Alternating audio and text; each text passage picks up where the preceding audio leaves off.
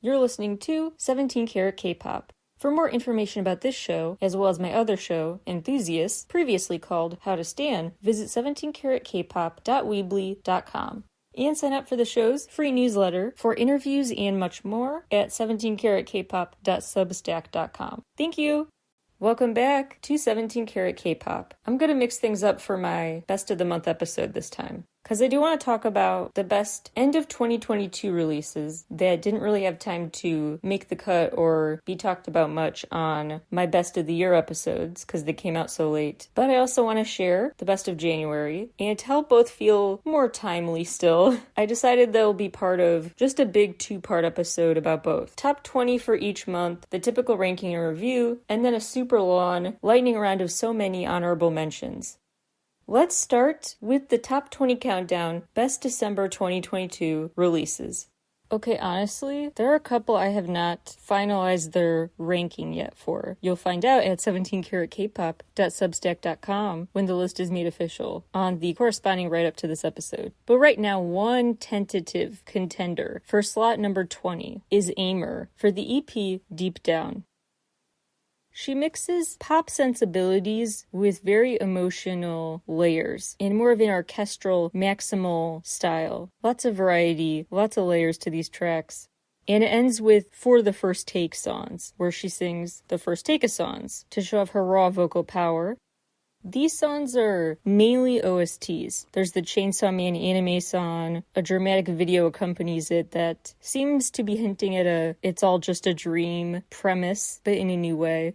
There's also a sad romance story you see unfold in Ivy, Ivy, Ivy. Really just hits you. The message about these objects that keep carrying meaning for you, despite the relationship ending long ago. Then a song for Who is the Wolf also has a video to go with it, which has the feel of like a vacation vlog, but the atmosphere's kind of calm before the storm-ish, when you take into account the post-fighting and breakup drama elsewhere as part of the songs on this release. This feels like an ominous happiness. Like you know, as a viewer, things are about to go down. So overall, she adds catchiness and raw talent to just engaging cinematic storytelling that's super emotional. Another contestant that might get number 20 instead. A new boy group, Xeed, X-E-E-D. Their debut, Dreamland, really impressed me, because it's very pop, but compared to other K-pop acts, especially when they debut, it's not your generic pop. It's way more EDM inspired, way more EDM blended in there than I expected. But they also do have the obligatory, softer, acoustic beauty, just like now. And they look so good, very cool fashion as well in the Dreamland music video. Really rooting for them. Number 19, Kokona, Green Velvet. Marching to the beat of her own drum, even more than usual. The video for Twinkle shows her singing about being the best, shining on her own, with these space buns, these wings made of feathers, which actually could be symbolic. We talked about the symbolic significance of feathers in a recent episode. She also has this pink mini dress, these hot pink tights, and she rocks different, very colorful, eccentric outfits. It's a cool juxtaposition to send home her beating my own drum message while she's wearing very loud outfits and parading through everyday settings. Just her school, the library. Sound-wise, she's definitely for fans of Jessie. Some very funky jams, lots of attitude, very distinct tone, vocal delivery, very strange, indescribable instrumental noises in Get Your Wine. Her vocals are in quite an odd haze on that one. A very, very quirky release that really stands out. Number 18, SM Town, the 2022 Winter SM Town SMCU Palace album. I was truly so blown away by how much I just really like this release. Like, truly it seemed like a super corny Disney Star compilation soundtrack. Do you remember those? Disney artists would all sing covers of Disney songs. Disney Channel meets Disney Animation. Anyway, I predicted something corny like that, with a lot of cheesy songs, and it would get old fast, be kind of generic, slapped together. Not this time. This one is such a treat. Really just beautiful, high-quality songs. Priority, beautiful ballad. Time After Time is a beautiful ballad. It's a great compilation of different SM entertainment artists showing, yeah, here's why we deserve to be famous for our voices. Yes, there is some corniness with The Cure, Beautiful Christmas, but also just very fun bops, Hot and Cold, Jet. Very cool new combinations of so many stellar artists teaming up across different genres. This is how you do a compilation, a label-wide release the right way. Really started the year on a good note. I also want to shout out Junie, who worked on the song Where You Are. Number 17. Say the name, 17. Gemini, Still Blue. It starts out with kind of hints of The Weeknd, but with more of an echoey filter. Quite a mood-setting intro. Then he flexes vocal skills across tracks with different degrees of filtering, different electronic elements, different guitars, percussion, different focuses instrumentally. I also love the chill acoustic focus of Ola mixed with the expletives. I just love when expletives are sung so cavalierly, like you're just talking about the weather.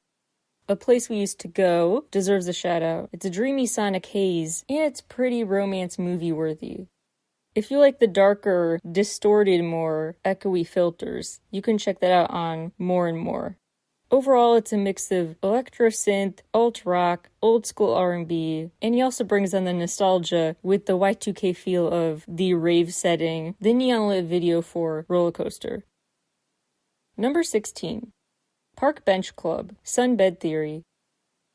Full disclosure, I have interviewed them. They're really cool guys, so some bias might be here, but I do think they do really good quality work. That's why I reached out with an interview request in the first place. Anyway, they really did it again and reminded me of what they said in the interview about why the band name is Park Bench Club, because they want their music to be as accessible as just strolling up to a park bench, which I thought was a cool way to put it. And this is kind of a mellow vibe for like a road trip or something. Kind of just a dreamy, in slow-mo haze you can stroll while listening to this too. A lot of subtle, understated elements thrown in there. You learn to appreciate more and see the songs as more standout the more you listen to it. It's really well crafted. They also have a cool visual for Nothing to Me Lately, which combines very pretty pastels with transitions from 2D animations to more of a scrapbook aesthetic. Down-to-earth kind of concept that fits the group so perfectly. Number 15. Proudmon, Prowdmon, and Las, Las, Run Run. A collaborative album I went into not knowing tons about either artist and being so blown away by. Their voices are incredible. The performance video for Run Run is incredible. Everything about it is cool to watch. Like, it's giant formations. It's a huge dance crew. Camera angles mixed with the choreography makes the whole video feel very in your face, immersive. It's like you're watching a 4D movie. It's wobbly intentionally. It's an optical illusion of sorts. Like they are running at you, but they're running in place. They're not moving, but they look like it. Very cool detailed choreo. Backed with really good voices and a cool distorted instrumental. Same with Fallen, and then it goes for a very unexpected pivot on Dance With Me, which is movie ready and a piano driven song. Like, it let the air out of the balloon. It releases all the action movie level tension of the previous two tracks, relinquishes it with a ballad. It's a screeching halt to the album. It doesn't decelerate fluidly, but in this case I like their element of surprise. Number 14. Yana Ganagi, Branch. She has really spacey, breathy vocals that carry Branch through these waves of sound. She chose a great opening number to set the tone, and it's all just a cool, cohesive, mellifluous release. In Just Another Day, she gives me a We Don't Talk Together by Haze vibe. Echo is another standout. Silence speaks volumes. She stays quiet at times, but then knows when to speak up, making when she does say something feel more impactful, like its resonance does echo with you. The songs are very well titled to go with the vibe of each of them. Same with Oversupply, which is quite rollicking and stuffed. It's kind of anime rock with a bunch of unexpected sound effects. The most crowd-pleaser, bouncy pop choice would be to check out More Than Enough. But if you want more drama, she has this haunting background vocal, and the strings are swelling dramatically for the song For Good. Number 13. Passcode, Reverberate. Passcode are one of my favorite J-rock groups. They have this very cool metal meets EDM collision in their really rapid fire sound. Really in your face, really just going all out on every track. Every track's headbang worthy. Some are more electronic than rock, some are vice versa, but more of classic Passcode with this EP. The relatively less intense track is Clouds Across the Moon, which has the vibe of like a feel-good finale, but in its own way that keeps it fast and worth rocking out to. Number 12, Vernon, Black Eye. I categorized everything I have to say about the song in 12 main categories. Fun facts about the song, mixed with just descriptions of it, things about it worth noting, reasons why I think it's a good release. Number 1, a fun fact. Black Eye was actually not the original name of the song, and it was inspired by his friend's friend, like a mutual friend he met, and basically emulated that friend's traits into the character for this song. This mutual friend, he said, gets kind of lonely, distracted, and when they played him the song, in which they try to incorporate those traits, the title that came to mind was Black Eye, so that's what they went with. Then came the cover art. This person was apparently a mutual friend of Vernon and Rob Roy, who actually designed the cover art and previously worked with Vernon on Ash, a 17 song, and some unreleased stuff. Really hoping that sees the light of day at some point. Number 2, the original version of this song was a mix of Korean and English before he turned it 100% English.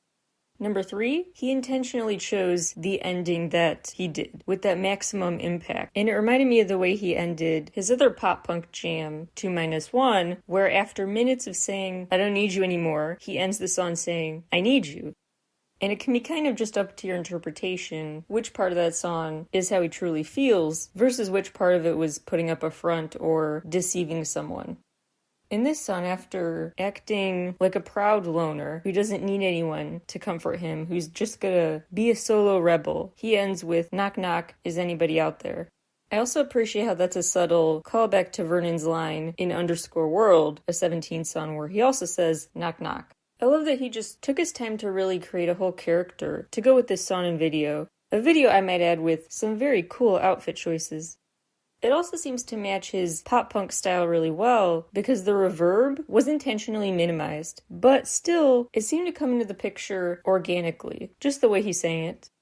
More fun facts, B-Boy and Lotto, some of his early releases, are featured as part of the physical mixtape version. This entry is confirmed to be part of 17's The 13 Tapes series. This release was arranged by Owe. Previously, the 17 songs he worked on are March, Anyone, Cheers, the relatively recent stuff. The music video was made while on the road during this Be the Sun World Tour. So between traveling, rehearsing, somehow he made time to film a solo video, and his bandmates were there to offer emotional and material support, which is a cute memory. Last thing, I just want to fangirl for a minute and enjoy the fact in a recent interview he talked about getting more into J-Punk lately, which I am very excited about. I can show you that world, Vernon. Come on the show, let's talk J-Punk. Number 11, New Jeans, Ditto. We talked about this quite a bit in the episode called All Things New Jeans when I was talking about what makes this group stand out. What I'll just remind you now is it really does summarize another classic example in their discography of their unique appeal. They have this almost ASMR-style delivery mixed with subtle details sonically that don't feel catchy. They just feel weird, but the more you listen, the more you're hooked. They have kind of the opposite of an instant hit. Their whole thing is intrigue, releasing stuff without instant earworm status. You have to kind of sit with and get to know the group and their voices. Taking that time aesthetically, conceptually, vocally, to get used to them is part of the point, and by the time you are used to them, you're obsessed. More on that in the episode, but just wanted to flag this is a great example. I also like the cool choose your own adventure style of the memories they recall through different perspectives with 2 different videos. Number 10, Joel and Psy, Untitled. Check out the episode called Joel and Psy's Galaxy for more, but the bottom line I could spend hours talking about is how much I adore my C-pop queen, Joel and Psy. one of my favorite performers of all time. She is incredible on so many levels. So her absence since the Ugly Beauty era, relatively absent, has left me feeling like I need Jolinsai. I need something to fill the Jolinsai shaped hole in me while she's not releasing stuff. I mean, there were Stars Align and stuff, but I need a full project from her. But at this point, I'm getting desperate. I'll take whatever Jolinsai I can get, even if it's what I originally thought was just a bland ballad, because I know Jolin knows how to add a personal spin that makes even the most blah sounds feel exciting again. And she did it again. This was a blah ballad to me at first, but then I looked into the lyrics and was touched by them about the irreplaceability someone holds in your life as an anchor. And then I was just so emotional watching the adorable tearjerker video for Untitled. It tells such a sweet story. If you want to be surprised, skip ahead a few minutes, but I'm going to spoil what's so sweet about it. A sad dynamic plays out between this boy and his grandma. They seem to live together, but mentally, worlds apart. So he's like raising an eyebrow at her, she's raising an eyebrow at him. They live very separate lives and don't let each other in. So they just fight a lot. They have awkward, silent dinners together. He yells at her when he finds out she stole his clothes or cut up his magazines. He's wondering what the heck when she gets a mystery package, mystery phone notifications. He later tries to give her dinner a different night, knocks on her door, and she doesn't even answer. She's that mad at him. So it's very cold. Then he goes out for a night. He needs a breather. He goes to the club where Jolin is performing, naturally. And who is the DJ of the night? His grandma. Blinged out, alter ego flexed, like she is ready. She's embracing her inner DJ diva. And now we see what really happened. The montage of moments where he thought she was mad at him, where they were at an impasse, where things felt very cold and distant. She had been hiding a special surprise secret. She cut up his magazines because she looked to her son for outfit inspo to try to be cool. The package? That was a DJ set she was going to learn how to use to impress him. And the reason she didn't answer the door that one time was not at all because she was giving him the silent treatment. It was because she had her headphones on, didn't hear him, and was busy in that room, smiling and working on those DJ skills. The ending is kind of funny because his reaction is hard to read. He could be either just very delighted and overwhelmed with emotion. Like, oh my gosh, I'm smiling and crying because it's kind of funny, but also sad all this time. I've been mad at you. That was time wasted, etc. But it could also just be bad acting. Like he was told just be happy or just be sad and he couldn't do it. I don't know, but it's a funny ending. Because he's like laughing so he doesn't cry, or maybe crying so he doesn't laugh, but both at once. So you be the judge. But it's a sweet story and took this song from being in my definitely not qualifying for my top 20 list to entering my top 20. Number 9, NCT Dream, Candy. I really want to go to like a Universal Studios type theme park with this setup. This whole colorful store, the colorful party setup, all the colorful fun rooms in glitch mode, and now this, every NCT Dream video, I just want to go live in and play and let out my inner child, which is pretty much the goal, I think.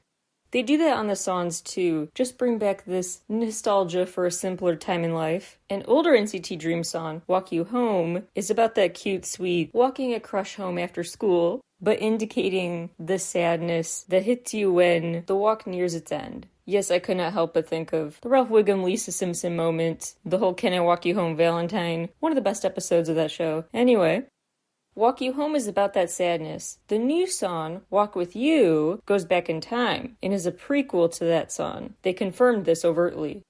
Walk With You is about the excitement that builds in you as the walk nears. It's anticipatory. You're getting as excited as a kid in a candy store. So in the album and in the music video, they just make you think back to puppy love and play dates. It's such a fun, colorful video with bright tunnels they run through, 2D animations popping all over the place, colorful backgrounds, Chunla fittingly in front of a screen that says Sweetie of the Year, an inexplicable scene where they somehow end up at a Christmas party, where they watch over this boy, make sure that he has good dreams, like they're Santa's elves or something. There's colorful rainbow lighting as they do a super cute TikTok-ready dance in their cute sporty outfits. Fuzzy hat trend for the win still. They play arcade games. They're hanging out on a carousel. It is just a bunch of kid dream scenarios, a bunch of kids' birthday party goals in one. It's their twist on the HOT first-gen K-pop classic, and they put their own NCT Dream charm on the B-sides like Walk With You, as well as Moon, a pretty piano-backed song, and my favorite, Tangerine Love, a very retro/hip-hop jam. The album really does have a nice mix, danceable stuff and more dramatic, slower stuff that just lets their voices steal the show. I won't do my big NCT conspiratorial music video world theorizing today, I'll spare you. But I will say, Runjin with a book called Crop Circles, that got me theorizing, okay? Number 8, ATEEZ's spin-off from The Witness. To be honest, at first I was kind of mad this was coming out at the very, very end of 2022. I'm like, I just finished a bunch of best songs of the year write-ups. I just finished celebrating the year in music. The music charts did too, award shows and stuff. Can we please start this era by adding it to best of 2023 lists? Can you please wait just another week or so? Kick off the year with a bang. Why are you timing this around New Year's Eve? But on the bright side, they did not leave people in suspense over the holiday break, because this was actually a long time in the making. They started teasing this like in the summer with a really clever marketing strategy. They released these QR codes on posters in the US, South Korea, Europe. It was a global QR code promo push during their shows this summer, and it led people to this link to a YouTube PSA about waking up the masses. There was also a Seoul TV recording where they airdropped a code to an audio message to attendees. They all got airdropped this like emergency alert, a Morse code audio with another wake up message.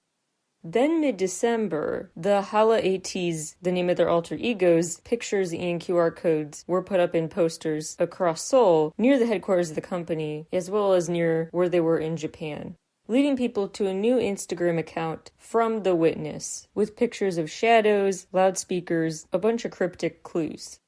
They were also directed to a message on Instagram saying, "I've seen it, will you?" Further upping the mystery, they published a YouTube video that was like 30 minutes long, just showing an abandoned location. There was some Morse code, some bird noises, words on the walls, whistling, feathers, bells, the loud wind, a bunch of eerie sights and sounds. Also notable, the nods to past videos popping up again and again, these people surrounding this scarecrow with their alter ego Hala ATEEZ masked costume.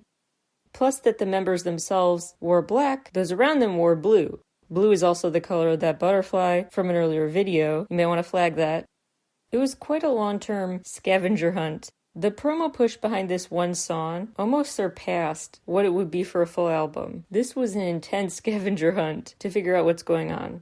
This really fed into my red string bulletin board, music video world, theorizing brain. Loved it so much. Really hope they do this kind of high stakes game in the future. It was so fun. It was just so curiosity provoking. Definitely could picture a Hala ATEEZ mystery TV show someday.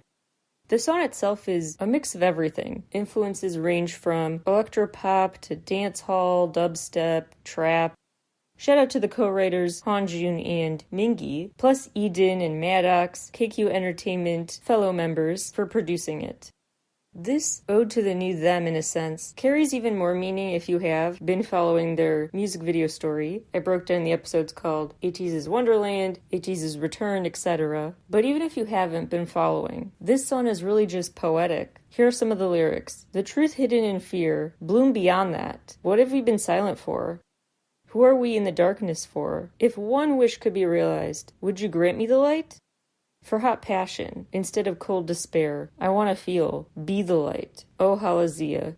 My overall theory is that their story in a nutshell is about rebelling and starting a new world, not by getting rid of Hala ATEEZ, but by taking back control. By becoming one with them, by utilizing them for the greater good, not figuring out how to exterminate them, but how to work with them, become one with them, that kind of thing.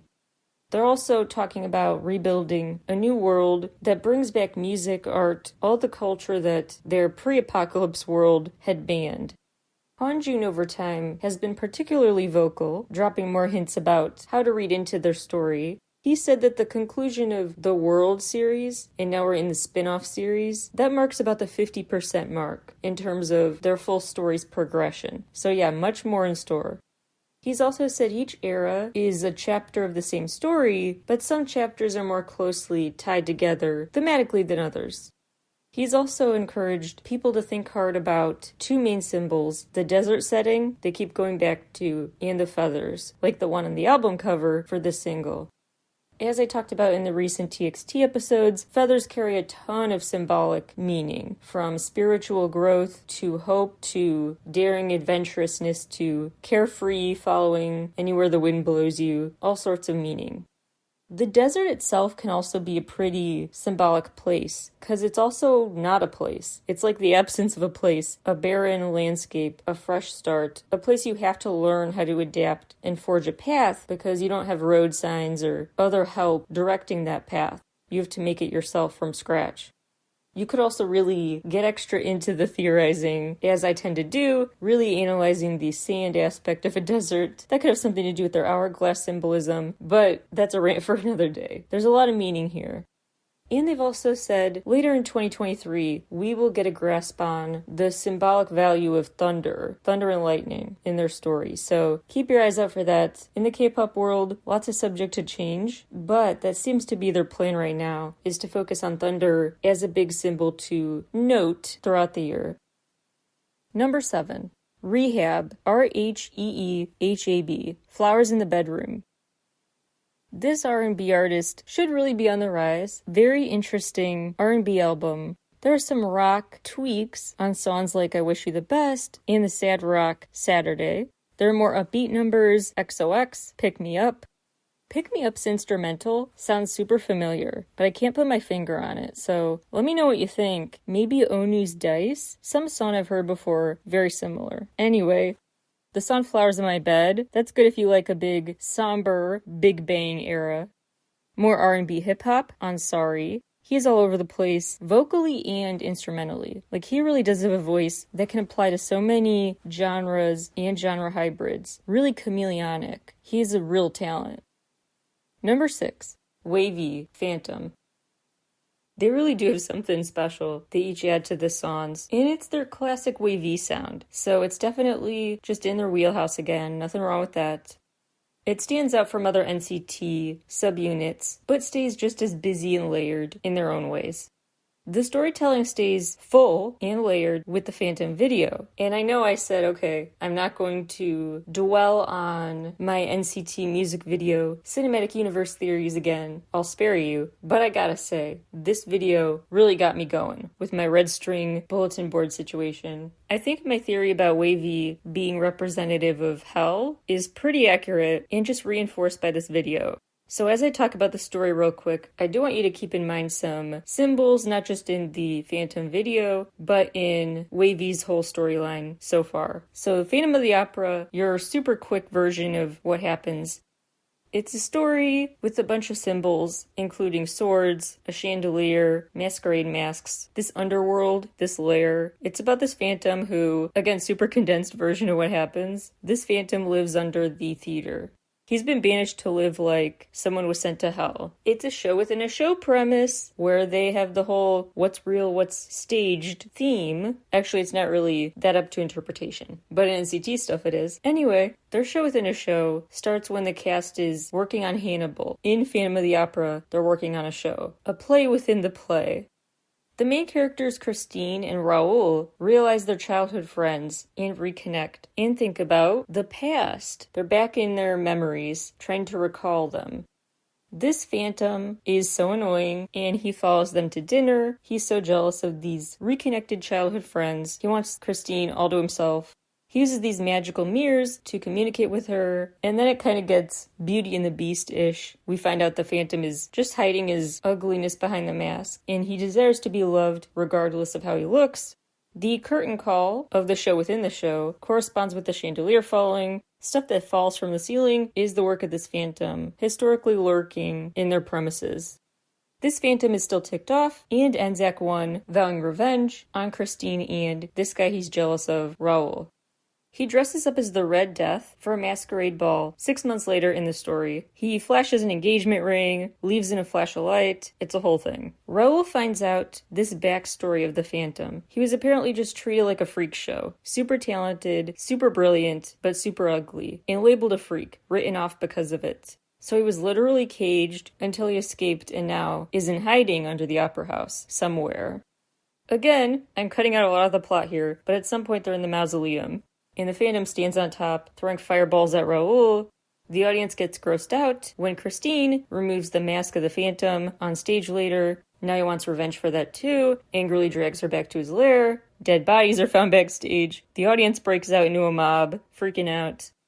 Raoul gets caught in this magical lasso he was supposed to beware of. Christine ends up kissing the Phantom, who is so charmed and just touched that she showed him affection, because no one had in forever, that he voluntarily frees Raoul. Then this angry mob reaches the lair. They walk towards this cloak they think he's hiding under, pull off the cloak, and nothing is there except his mask. Wavy, in the Phantom video, pay a lot of direct homages with the chandeliers, the boat ride, the masks, the curtain close. But not just in this video. Like I said before, NCT's whole thing has been show within a show, all the stuff I've talked about on many past NCT Talk episodes. They've also used fire symbolically, and I just really think Wavy are in hell. NCT Dream in a way is kind of like heaven, and NCT U and 127 are on Earth. It's a whole thing. So this being controlled like a puppet, or as Wavy put it, a phantom pulling their strings, that is pretty on brand with their story. They also bring back the diamond symbolism. The diamond symbol is notable, especially because that was the main symbol for Win-Win's character before he even was moved into the Wavy subunit. Let me know if you want me to elaborate. I will gladly do so on a future episode, if you want me to revisit and update my NCT theories. Number 5. Poland, the Wilderness.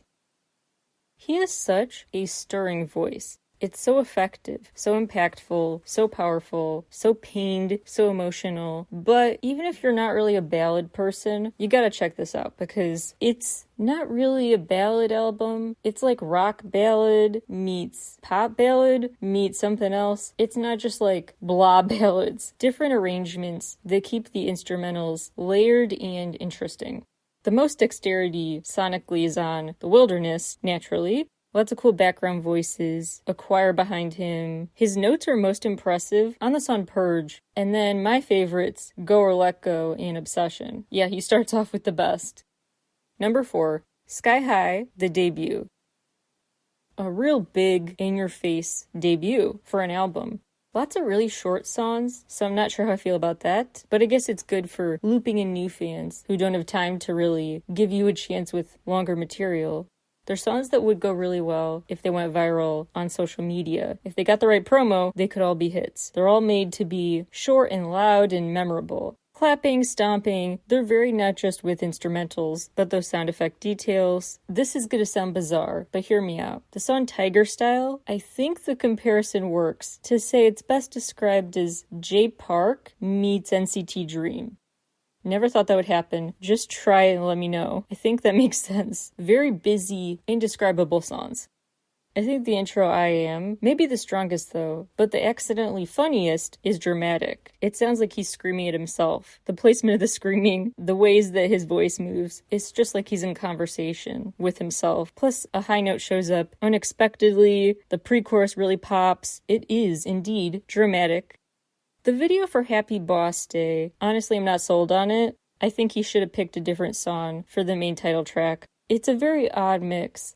He's got this Mad Hatter vibe with his outfits and his mad personality. He kind of leads what looks like a formal procession, like he's royalty, and he wears this crown and fur coat while he sits on a miniature car that people stand around, like leading him, leading the king to the party. He gives this kid Joker-esque makeup. There's a fun famous cameo as the conductor. He shows off some weird magic tricks at the party. One is, surprise, it's not something hiding under the scarf, except him flipping you the bird. There's some chaotic energy in this party room, which seems to simultaneously have fights breaking out and people just dancing still carefree. There's like a dual world situation here. Two kinds of realities, the best of times and the worst of times, in one space. A lot is unresolved. Think what you want, but he really did leave an impact. Number 3. Stray Kids Replay, SKZ Replay. A delightful surprise that ended 2022 with a bunch of pre-release singles I was mad I had to go to YouTube to listen to, now finally made official releases with studio cuts, plus some new tracks to go with it. My faves are Bank Chain's song Connected, Run by Han, Zone, and Fam, the new version. Just love the renewed attention for Fam. So good, so Stray Kids. This album has them written all over it. Love the mix of unit tracks and solo works, just showing off how talented as a group and individually they are. They show off everything from hip-hop and rap and their noisiest type of music with Zone and Doodle, Wish You Back. Lots of rapping here, but also kind of twists on a power ballad of sorts. Love Untold, Stars and Raindrops. Hug Me is super cute. It really fits Ian's personality well. Felix on Deep End reminded me just how much he needs to have a partnership with the Calm app. His husky voice is just always pleasant to hear. It's a really dexterous showcase of what makes this group deserve their skyrocketing fame. Number 2, Lexi Liu, The Happy Star. This C-pop release is also just kind of all over the place pop. She's very multilingual and really just fluidly goes from one language to another. She has this really cool cavalier delivery, this I don't care attitude, as she sings. She sings about emotional highs and lows with an unexpected chillness that is kind of endearing. She just looks like this super unapologetic cool girl, especially as this dark angel in the Magician video. I raved at length in my Best Songs of 2022 episode, and previous ones too, about that single Magician. Really incredible. Electronic pop addictiveness. She keeps up this, oh my gosh, I want to be you energy with her not caring what you think of her, free as a bird attitude in the many performance videos, the live performance versions. She's rocking out in shades, in her school gym, dancing around, strutting around, chilling by the pool, rocking out like she's at a festival or something, rocking cute outfits, very eclectic outfits. She is really just winging it in those videos, and it's kind of an infectious energy. That's the kind of attitude to start 2023 with. And the album is just so good. Really high quality, entrancing dance pop. Drum roll please for number 1, best release of December 2022. RM Indigo. There are a lot of commendable layers worth analyzing bit by bit about this stellar album. Let's start with its sonic journey. It starts with old school hip hop, and he teams up with the neo-soul artist Erykah Badu. It's interesting that RM has described their team up as a way to send a message across musical generations.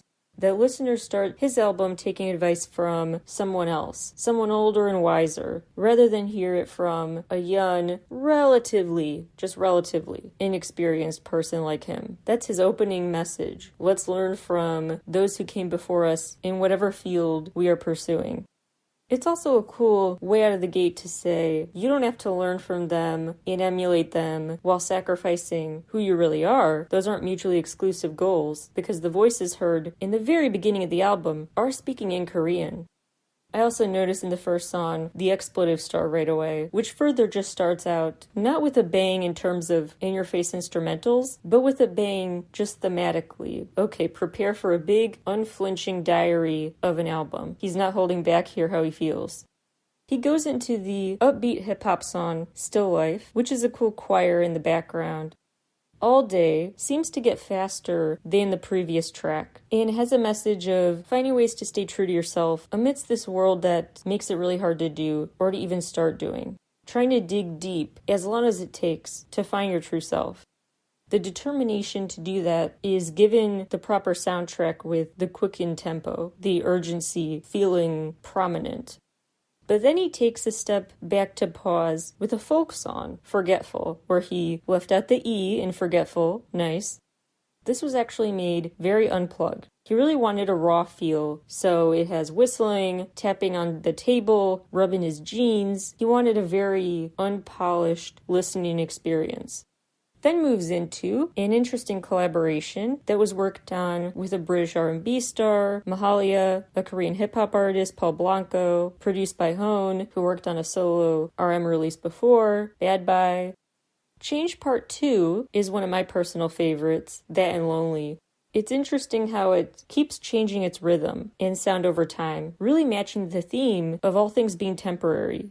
I also can't help but question the sound effect in there that honestly sounds like a malfunctioning printer. Not sure what to think of it. Again, life throws him for an unexpected loop with the next song, Hectic, a city pop song. Fun fact, the featured artist Cold, C-O-L-D-E, he's part of Wavy, the company. And when that company office first opened, RM was there to give him this Hisu Kim work of art as a gift to put on display there. So they go back quite a bit. It's an interesting juxtaposition that the song Hectic is one he wrote while in a taxi one night. So he was going somewhere, but he was also just still in that taxi. There was movement in his life and stagnation. Similarly, in Lonely, he was inspired by being in hotel rooms, on tour, feeling trapped on the road. Yes, you're moving to bigger and bigger places, but you're also dealing with this sameness of hotels that can make you feel trapped and lonely. No matter what part of his identity, he can feel trapped there, which is why it seems significant that one of the first two lines is English and the other is Korean. Despite the negative emotions, he's grateful for feeling all the feelings and what this life has taught him. Number 2 is a piano number about not looking back, having no regrets, closing a chapter of your life, which is what this whole album is about as RM enters a new decade of life. It's very fitting to leave this for last because it's ironically called Song Number 2. Like, his story is really just moving on to the next chapter, not ending. It's also interesting that it ends with 5 seconds of silence. It doesn't just abruptly end. The story leaves space on a blank page for the next part. Wildflower was definitely a good choice for a single. Visually, it's really big, lots to look at. It was a historically big crew for RM to work at, with a crew of 134 people, including everyone from an art department to a fireworks department. He also teamed up with Cherry Filter vocalist Eugene, who is known to not do features. It's a soft rock song, but still has a lot of desperation that comes out more vulnerable than angsty. Symbolically, as he stands in outdoor settings, he's talking about wanting to be among the flowers, not among the stars. Get back to the natural world. He wants to exist, just like a wild flower. A flower, the impact lasts. A firework, he contrasts with it. Like, he doesn't want to be a star that burns bright one day and is gone the next, leaving nothing but messy debris behind to remember. Wildflower and fireworks, kind of a play on meaning in Korean. I talked a bit about that when talking about a recent BI release. He used that play on words too. It's an interesting way to compare symbols of an eye-catching but short-lived source of your attention and a long-term, more sentimental symbol. Plus a symbol that's manufactured as opposed to from the natural world.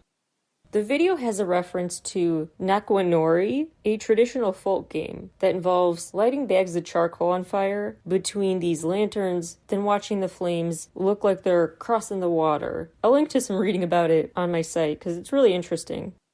RM actually started thinking about the key phrase to use in his work, wildflower play, which is just one symbol different from firework in Korean, since 2015, and it really kickstarted his brainstorming process.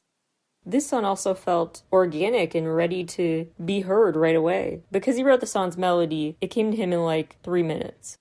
The way he has his back to the camera while heading into the direction of the sunrise, sunset, whatever, super reminiscent of the BTS Most Beautiful Moments in Life era.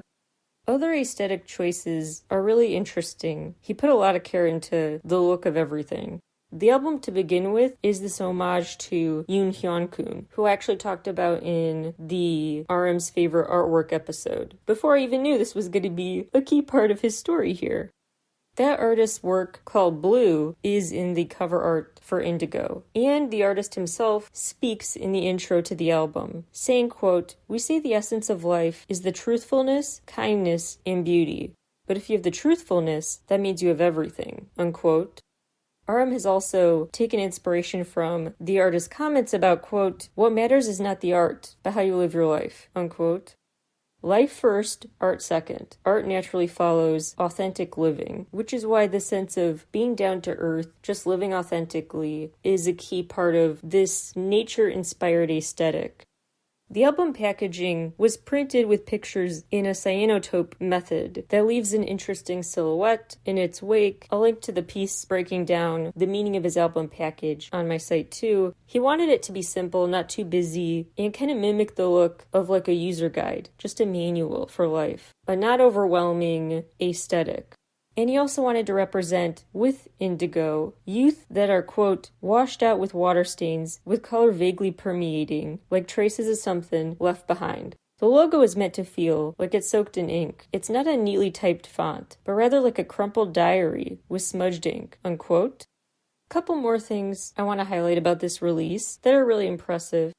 One is that I love the way he talks about his music. He crafts it, he makes a work of art, and then gives it to the audience, like it's ours now. Like an artist would accept a commission, fulfill the patron's request, make the art, and give it away. It's also a cool way he talked about why he collaborated with such a diverse range of musical artists, because he said he wanted it to be like, this album is a guide, an art exhibit. So it's not just a diary entry, it's a very handy guide to the world for everyone. It's not just a place to throw out his thoughts, it's a place to hear other thoughts and perspectives and life experiences brought by all these different artists. Like he curated a museum of his favorites, who he's learned from, and wants to pass on their knowledge. So this album is a conduit to art and open-mindedness as much as it is art and open-mindedness in itself.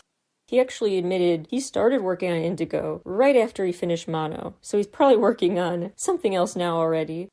I also love the appreciation for rap he has mentioned in recent interviews, and in the past too. People are always surprised when I say I like rap music, but it's like, come on people, there's a lot to appreciate. It's poetry. It's a unique way to have a way with words. It's really cool to express yourself that way. And he views it that way too. He said he always wanted to grow up and become a poet, and rapping became kind of the next best thing. I love the way he talks about switching between English and Korean, like he can go on land or in sea. He can travel either way. That's a cool metaphor for it. An interesting theme revisited throughout the album is the word untitled. RM has said before, the way some artists call their work of art untitled frustrated RM. It frustrates me sometimes, admittedly. Like, that's what you're gonna call it? Way to go. But he thought, and I've thought this too, on second thought, sometimes a work is most suitable for the term untitled, because the second you add a title, you also qualify what is involved. And some projects are way too complex to simplify into a nice, comprehensive, summative title. It's too many things to have a label capture its essence. So he embraced the phrase untitled, a pretty good metaphor for embracing the unknowns of life that he sings about. And the album theme of everything being temporary, so just enjoy it in the moment, also makes the untitled keyword quite fitting. There's this ever-changing, hard-to-pin-down aspect of life. On Still Life, he sings "Gimme No Name, 'Cause I'm Untitled." Like he is the source of his frustration, and later realizes complexities in a person are like what certain untitled works of art are like, and why the term untitled is the only suitable one. You could philosophize about, hey, technically untitled is still a title. That's a whole other philosophical discussion for another day, but an interesting one. I love works of art like this, like Indigo, that really make you think. He also made a thought-provoking point in the Still Life video when, while in the train, the outside is what moves. But when you're outside of a train, the inside of the train is what looks still. So if you're a passenger on a train, the people outside look like they're moving and you're stagnant. But if you're outside, the train is moving. It's just an interesting way to think about the symbolism of a train, because it's a change in perspective that changes your whole worldview of if your life is moving at a certain pace or not. It goes back to him writing a song called Hectic while just sitting in a taxi cab. The inherent contradictions during life experiences is something he really profoundly explores. I also love that he's compared himself again to that bird that emerges out of the egg he talked about throughout the BTS Damien-inspired era. For more on that story and its symbolic use in BTS's past work, check out the episode called BT Study Guides, Episode 1, Damien, spelled like Demian. Let's get to the best releases of January 2023, the top 20 countdown. As of recording time, I'm going to be honest, I'm still debating what gets the final slot. So number 20, I have a couple options I'm considering. One is a new boy group called The Seven. They are very likable. I find them very cute. They have just a fun, friendly, welcoming vibe to their skate park adventure in Get Loose. And they just have a lot of fun, bouncy synth-pop bops. It's a strong debut. I'm also looking at XG, a group who you could call K-pop, but the director, the creator of the group, really is against calling them K-pop. They kind of are label averse. This girl group, I would keep your eyes on them. They seem to really be gaining traction. And they released a pair of singles showing off this bass-driven, hip-hop, trap-influenced combination, where they show off just a lot of fierceness. And they leave you thinking, whoa, what's going on? This is bizarre, with the Shooting Star video, which continues the recent trend in group videos of incorporating 2D, 3D elements into a 4D video. Bursts of rainbow light, rainbow prisms of light, rainbow colors. They dance in a blizzard. They somehow enter the rainbow after zooming into the sticker on someone's forehead, almost like Teletubbies but your forehead. I don't know what's going on, but it's definitely getting the world's attention. And another option, only one of Chrome Arts. They're back in the sultry, heavily distorted instrumental style of the Libido era, which they are really good at pulling off. Perfectly timed costume changes, going from the white to black shirts, with just like a wave of their arms. Perfectly timed with the choreography. They also are really, really, really in sync with the dance routine, which is extra impressive considering they've been releasing that string of solo releases, showing off a more sentimental side and different strengths of each member, rapping or singing or acting. And now, despite flexing their skill solo, they come back as one cohesive unit so well, so seamlessly. They really are only one of a kind. Number 19. 17 and Shingo Katori, Betting. A peak example of people sleeping on K-pop artists' really impressive Japanese releases.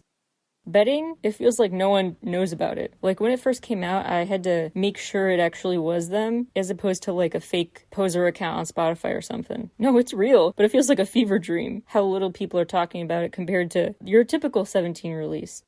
It gives me home run vibes, home run era vibes, the theatrical flair, the tap dance worthy status, the feel good personalities, likability exuded just by their voices. They genuinely sound like they're having so much fun and want you to join in. They are really complementary, not just vocally, but charisma-wise. They match each other's positive energy. Number 18, Jinyoung, Chapter 0 with. I'm just going to come out and say it. I really want to go where he filmed the Cotton Candy video. That big inflatable bounce house of sorts he was in, as if he's in a cloud. I really want to play in that room. Room envy is probably not the intent of the video, but come on. He looks really dapper in the video too. He just looks so good with a clean-cut outfit and style. He's just the comfortable bringing home to your parents kind of guy. And he keeps that charm with this song. It's a cute song about crushing and feeling like life is sweeter than sweet with your lover. There are some ambiguities in the plot though. Like a cloud follows him everywhere, but so does the party. So everywhere he goes, it's good vibes, it's a celebratory mood, but also a cloud's following him. Like someone's gonna rain on his parade. And he stays in those settings with or without people. Like he's in a party setting alone, at one point he's in the theater alone. So I guess one interpretation is that none of this is sweet without you in it. Or it could be that he's alone whether people are with him or not, because it's not about literal presence of people, it's about feeling mentally alone or not. Different ways to take it, but he looks great in it, he sounds great in it, and the rest of the album also suits his voice. And I couldn't help but notice the lyrics to Cotton Candy bring to mind Ribbon, fellow GOT7 member Bam Bam solo track. The pep in your step feeling, they should totally do a unit thing. Number 17. Say the name, 17. Official Hij Dandism, White Noise. This song reminds me why this group stands out with every single. I really spoke highly last year on the show about Anarchy, the song, because they're really good at this, at creating a whole roller coaster story out of each song. They really just seize every moment to surprise you. And this song keeps kind of settling into a rhythm, and then surprise, starts going forward way faster, and new unexpected instruments join the party. It is really something. And it matches the adrenaline-fueled feeling of watching the video, which has camera work swinging madly. Like you are all over the place watching this action, this motorcycle race, plus the giant outdoor amps give it this festival feel. It's like you're at a big auto show meets motorcycle show meets festival where everyone is just hyped up and chaotic in the best way. In hindsight, the end of the video when sparks are emitted by the backs of the amps, like they had mini built-in fireworks or something, feels anticlimactic. Like you just had this big, fast-paced thrill ride, and then you end with a little bit of sparks. Like they did not end with a bang. They had the bang and ended with the whimper. Imdai, I-M-D-A-I, dying message. Fans of Sunmi's darker, tail-type eras should pay attention. This is a very sassy, fierce, dark, spooky, eerie song. It's like things that go bump in the night, got a special soundtrack. Lots of eerie sounds, like you're walking through a haunted house, as she sings with a very pleasant voice. She makes your horror movie immersion feel exciting, not scary. Really one-of-a-kind voice and song, and a very underrated artist. Primrose, Red Moon.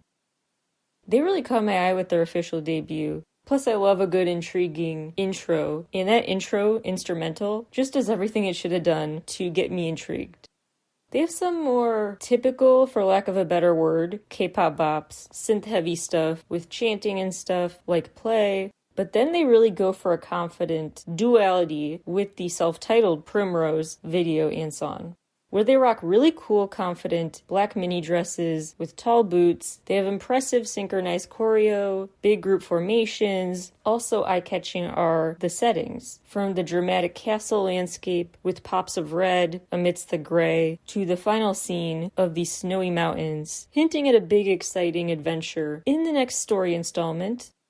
Baby Metal, Metal Kingdom.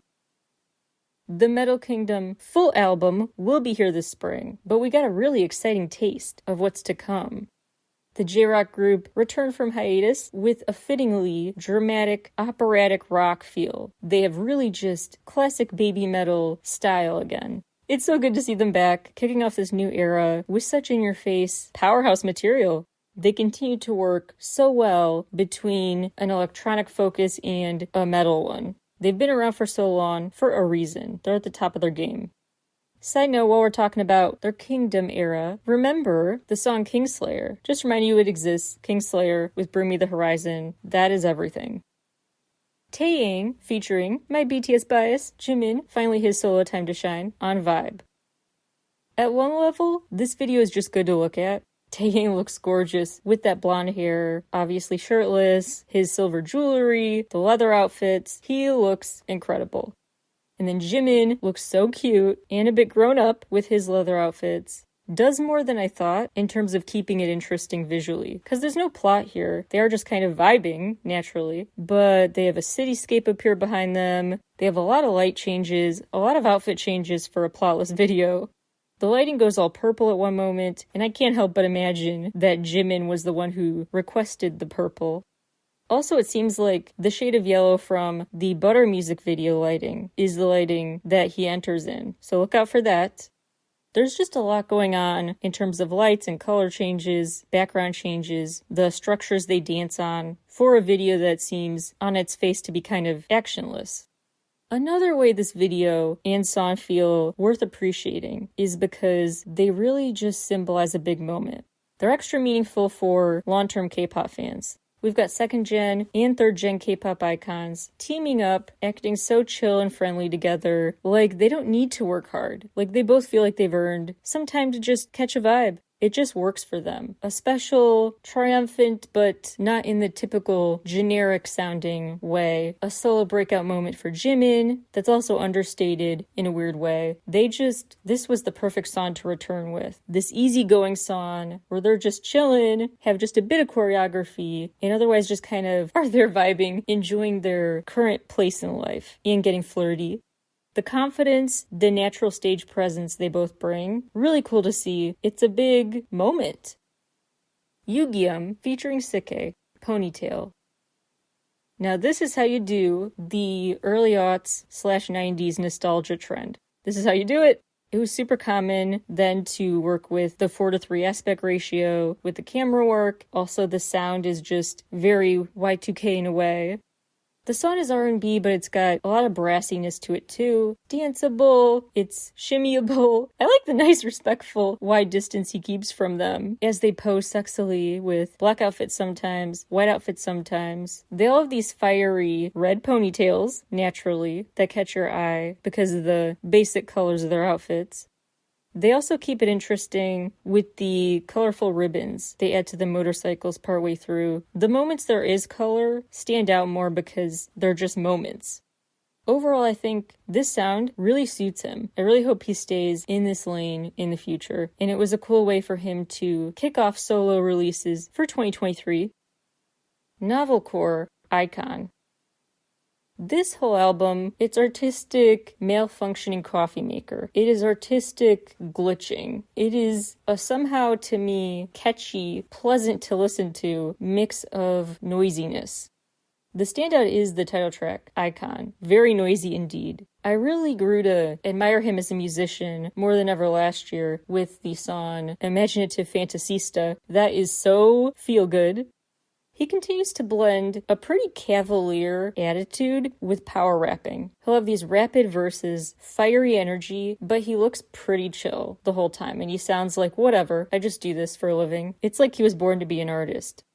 And speaking of art, the video is really something. Long story short, he sort of roams around this art exhibit and everyone gets together. They create the art exhibit out of their solo art projects. He just sort of is a voyeur. I mean, he's just watching the art, watching them set it up from a distance. And by the end of the video, he's still just a voyeur. Like, he's not engaging whatsoever. It's a very weird video. Like, he's above them. It kind of matches his persona, I guess, but I still have questions. But anyway, the album itself, definitely worth a listen. Also, I'm just going to say that Sorry I'm a Genius has Maknae on top energy, like the Stray Kids song. Twice, Moonlight Sunrise. My honest review is that sonically, I like the feels way more than this English track of theirs. The feels impressed me more, I found it catchier, but visually, Moonlight Sunrise impresses me more. I like the video more for this one, but the song itself I prefer the feels, but either way, just a great, cute, catchy release again. This one mixes this Miami bass with R&B influences, and they pull it off with their signature, cute, high-register voices. Shout out to the underrated group Citizen Queen, who co-wrote the track. You should definitely check out their song, Call Me Queen. That is underrated. The video is so super cute. Visually just such a delight. The building looks like a heart-shaped locket, like they're in a giant locket. Plus there's this city building where all the lights in the windows, the only windows with the lights on, are ones that lead to forming the shape of a heart. There are also just beautiful moments with a full moon, the night sky, glowing butterflies, pastel painted rooms, flowers blooming all of a sudden. Sanha with crimped hair is a yes from me. Each member really just looks very chic and has a fun Valentine's Day approved release that guarantees even when their songs aren't for you, the videos are still so worth watching. One detail I particularly appreciate is Jeonyeon's pulling out a playing card, a la the Yes or Yes video era. SF9, The Piece of Nine. Shout out to Zuho, who helped compose Puzzle, and Jaeyoon, who worked on composing and songwriting for the first time with Stay With Me, the ballad that ends the album. I like the placement in the track list. They have the most obviously climactic songs in the middle, in the end with the ballad. It has the whole rising action, climax, falling action situation.